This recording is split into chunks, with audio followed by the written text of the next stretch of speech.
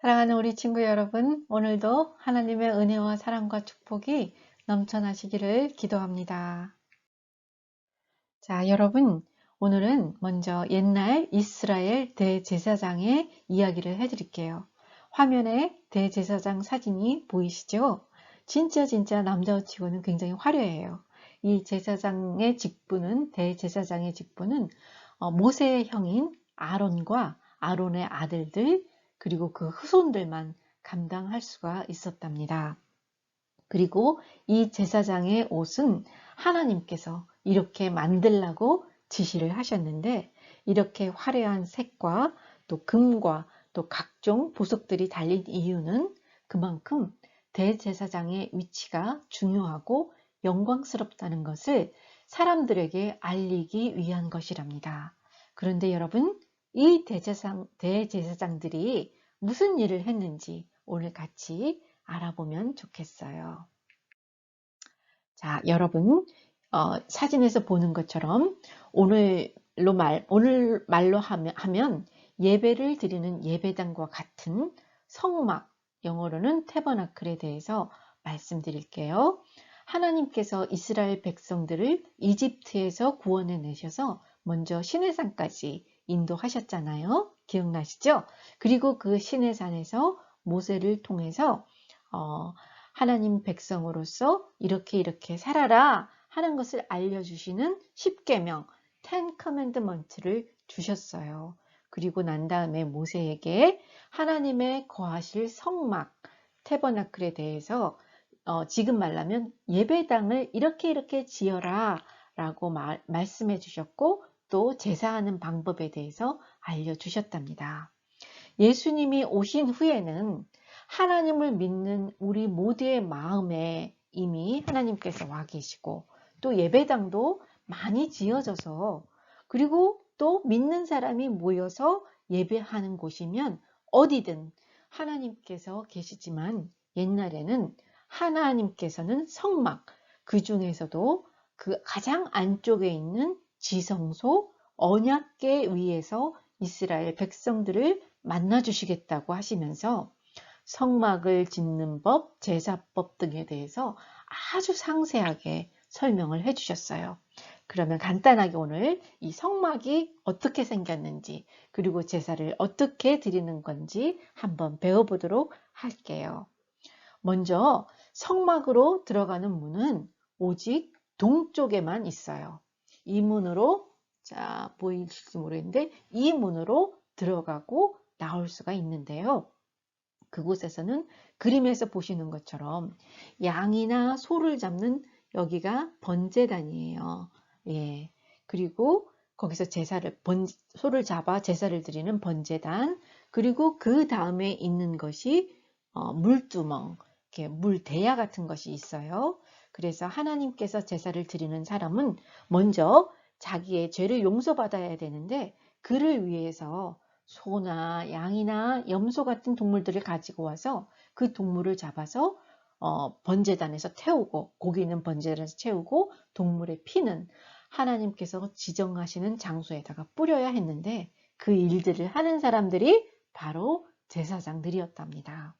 그래서 그러고 난 다음에 제사장들은 그 막 손이 더러워졌잖아요. 그러면은 그 아까 얘기한 물대야에 가서 손과 발을 씻고 성막으로 들어가서 여러 가지 일들을 했어요. 그래서 그 성막 안으로 들어가 보면 이 다이아 그림을 보시면 좋을 것 같아요. 이렇게 두 부분으로 나눠져 있어요. 예. 그래서 먼저 이쪽은 홀리 플레이스, 그리고 그 안쪽에 있는 가장 거룩하다는 곳을, 이것을 지성소라고 그래요. 그래서 이 두 군데로 나눠져 있거든요. 그래서 먼저 그 홀리 플레이스에서 보면은 앞쪽에 있는 것, 그죠? 그림에서는, 다이아그램에서는 앞쪽에 있는 것인데, 그 안쪽에 들어가자마자 이렇게 왼쪽에는 등잔대, 불을 붙이는 램프 포스트가 있어요. 그리고 그 맞은편에는 떡을 올려드리는 떡상이 있고요. 그리고 제일 안쪽 지성소 앞에는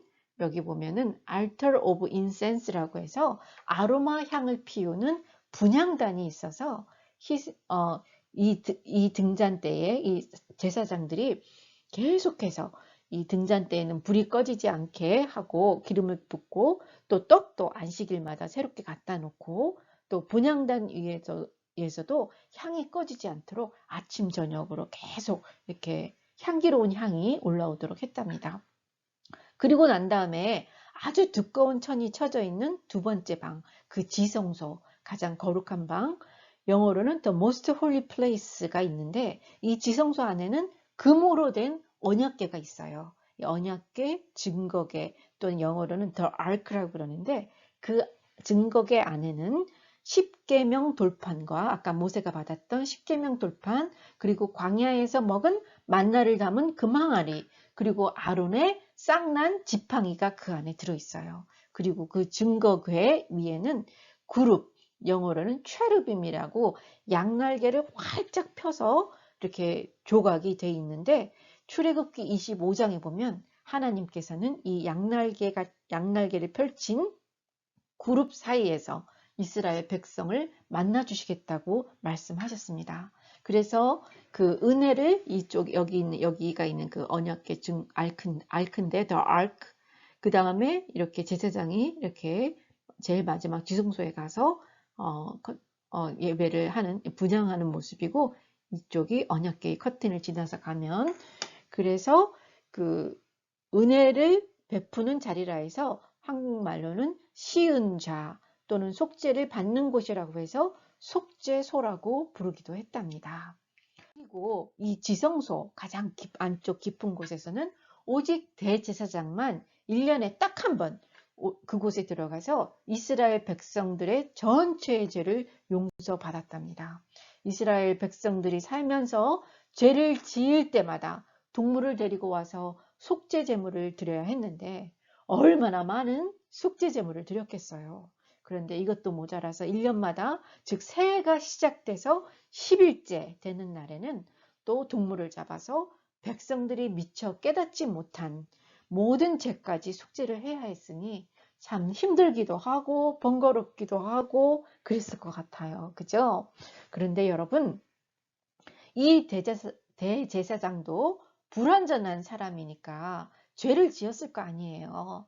그래서 이 대제사장도 하나님께서 계신 그 홀리 플레이스, most holy place로 들어가려면 대제사장도 심지어 그의 가족들이 지은 죄도 용서를 받아야만 들어갈 수가 있었는데요. 그런데도 하나님께서 가르쳐 주신 대로 하지 않으면 대제사장도 목숨을 잃을 수가 있었답니다. 왜냐하면 하나님께서는 죄가 정말 조금이라도 있으면 하나님의 그 거룩한 속성, attribution이 그를 받을 수가 없기 때문이랍니다. 그러니 여러분 한번 생각해 보세요. 그 지성소 안에 들어가는 대제사장이 얼마나 떨리고 무서우기까지 했을 것 같아요. 그죠? 또 만약에 대제사장이 그 안에서 죽으면 그 시체를 가지고 나오기가 어떻게 해요? 힘들잖아요. 그죠? 대제사장밖에 그 안에는 못 들어가는데. 그래서 대제사장이 지성소로 들어갈 때는 그 대제사장이 다리에 밧줄을 묶어서 들여보낸 후 만약에 스스로 걸어 나오지 않으면 대제사장이 죽은 줄 알고 밧줄을 이렇게 잡아당겨서 그 시체를 지성소에서 빼냈다는 이야기도 있습니다. 사랑하는 여러분, 예수님이 오시기 전에는 정말 죄를 용서받는 것이 너무너무 쉽지가 않았어요. 그죠? 살면서 죄를 지을 때마다 동물을 데리고 가서 번제단에 피를 뿌리고 또 더해서 매 새해마다 또 희생제물로 제사를 했으니 아이고 생각만 해도 힘들고 많은 수고와 노력이 들어가는 일이었었어요. 그런데 여러분, 우리 예수님께서 오셔서 이 문제를 깨끗하게 해결하셨어요. 제가 차근차근 설명을 해드릴게요. 원래 하나님의 아들이셨던 예수님께서는 우리 죄를 해결하기 위하여 우리와 같이 똑같은 몸을 입고 이 땅에 오셨어요. 그렇게 우리와 같이 연약한 몸을 입으신 예수님께서는 우리들의 겪는 모든 고난과 또 모든 시험을 당했어요. 그래서 예수님께서 성경을 읽어보시면 배고픈 적도 있으셨고 목이 마르다고도 하셨었고 또 다른 사람이 뒤에서 막 수근수근 하는 소리도 들으셨고 또 슬픔도 겪으셨고 또 심지어 매도 맞으셨어요. 그런데 이 모든 과정에서 예수님은 한 번도 죄를 짓지 않고 하나님의 말씀대로 순종함으로 하나님께서 온전하다고 인정을 하셨어요. 그리고 우리 죄를 대신하여 용서받기 위해 예수님 자신이 전혀 죄가 없는 대제사장이 되셔서 염소와 양을 대신하여 예수님 자신의 몸을 속죄 제물로 죄값을 치르는 그런 일을 감당하셨습니다. 그런데 우리 죄가 얼마나 큰지, 우리 한 사람 한 사람의 죄도 영원한 벌을 만큼 큰데 예수님을 믿는 모든 사람들, 즉 이 땅에 있는 모든 크리스찬들, 그리고 지금뿐만 아니라 앞으로도 있을 많은 크리스찬들을 위해 죄 없으신 예수님께서 대신해서 죄를 짊어지시는데 인간의 연약한 몸으로는 힘드시겠죠. 그죠? 그래서 과거, 현재, 미래의 모든 크리스찬들의 죄를 감당하실 수 있도록 예수님의 신성, 즉 무한하신 하나님의 신적 능력이 인간 예수님의 몸이 버틸 수 있도록 도와주신 것이랍니다. 그래서 이 세상 누구라도 예수님을 믿기만 하면 그 사람의 옛날에 지은 죄도 지금 지은 죄도 또 그리고 앞으로 살면서 지을 죄도 모두 깨끗하게 용서받게 된답니다. 또한 예수님께서는 하나님의 말씀을 온전하게 지키셨기에 그 예수님의 의로움을 덧입어 우리가 의롭다 칭함을 받게 되었고요. 하나님과 화해하게 되었고요. 또 하나님의 자녀가 되었고요. 심지어 하나님의 영광을 덧입는 거기까지 우리가 이르게 된 것이랍니다. 여러분 엄청나죠? 이런 은혜에 어떻게 감사하지 않을 수가 있겠어요. 그죠? 그런 예수님의 크신 은혜와 또 하나님의 사랑에 감사하려면 또 우리가 어떻게 살아야 할까요? 우리 함께 예수님을 통해서 몇 가지 배워보도록 하겠습니다. 첫째로 5장 2절에 보면 인간 대제사장이 또 무식하고 어떻게 보면 미혹된 자를 이렇게 용납할 수 있는 것은 그 대제사장 자신도 연약함에 휩싸여 있기 때문이라고 말씀하고 있어요. 또 예수님께서도 우리의 연약함을 동정해 주실 수 있는 것은 예수님께서도 우리와 똑같이 연약한 몸을 입고 우리와 같이 시험을 받으셨기 때문이라고 했잖아요. 여러분들 잘 한번 생각해 보세요. 여러분들은 물론 착해서 하나님 말씀대로 부모님 말씀대로 잘 살고 있는 줄 압니다만 그러나 우리가 약해서 때때로 예수님 말씀대로 항상 잘 사는 건 아니잖아요. 그런데 여러분 예수님께서도 우리와 똑같은 연약한 육체를 가지시고 또 모든 시험을 직접 받으셨기 때문에 우리를 너무 잘 아세요. 그래서 우리를 동정, 그러니까 sympathize 해주시고 또 도와주실 수가 있는 거예요. 와, 우리 그런 예수님이 참 좋아요. 그죠? 그런데 그렇게 예수님께서는 우리를 너무도 잘하시고 또 도와주신다고 하는데 우리는 가만히 있어도 예수님을 알고 더 사랑할 수 있을까요? 어떻게 생각하세요? 아니에요. 우리도 가만히 있으면 안 돼요. 우리도 그 예수님을 더 잘 알기 위해서 성경을 많이 읽어야 해요. 그래서 우리가 성경 말씀도 암송하고 또 성경책도 부지런히 보고 또 그 성경의 말씀을 통해서 예수님을 더 알게 되고 또 더 많이 사랑할 수 있게 되는 것이랍니다. 그 다음에 또 예수님께서는 7절에 보니까 오늘 읽은 7절에 보니까 우리 예수님께서는 우리와 같은 몸을 입고 이 땅에 계실 때 하나님께 심한 통곡과 또 눈물로 간구와 소원을 올려드렸다라고 말씀하고 계시는데요. 다른 말로 하면 예수님께서도 진짜 열심히 기도했다고 하시네요. 네. 예수님께서 그렇게 눈물로 그죠? 하나님께 기도를 드리니 하나님께서는 늘 하나님의 성령으로 예수님을 충만케 해주셨고 그래서 하나님의 말씀에 순종하여 마침내 온전하게 되셨다고 말씀하고 계십니다. 사랑하는 여러분, 우리는 예수님을 알기 위해서 매일매일 말씀도 부지런히 읽어야 하고 또 예수님이 그랬듯이 우리 또 기도도 해야 되겠죠. 왜냐하면 우리가 기도할 때에 성령님이 도우심을 입어 우리의 갖고 있는 연약함들을 이길 수가 있기 때문이랍니다. 사랑하는 여러분들도 올해에도 그렇게 하나님께 기도함으로 성령의 도우심을 얻어 순종하고 또 승리하는 모든 어린이가 되었으면 좋겠어요. 여기서 여러분, 하나님의 말씀대로 순종하면 어떤 복을 받는지 우리 한번 잠깐 살펴볼게요. 신명기 28장 1절에서 10절 거기 말씀을 읽어보니까 우리가 하나님 뜻대로 순종해서 살면 여러 가지 받는 복이 있어요. 첫째로는 하나님의 자녀로 인정을 받을 뿐 아니라 또 사람들로부터도 존경을 받는다고 해요.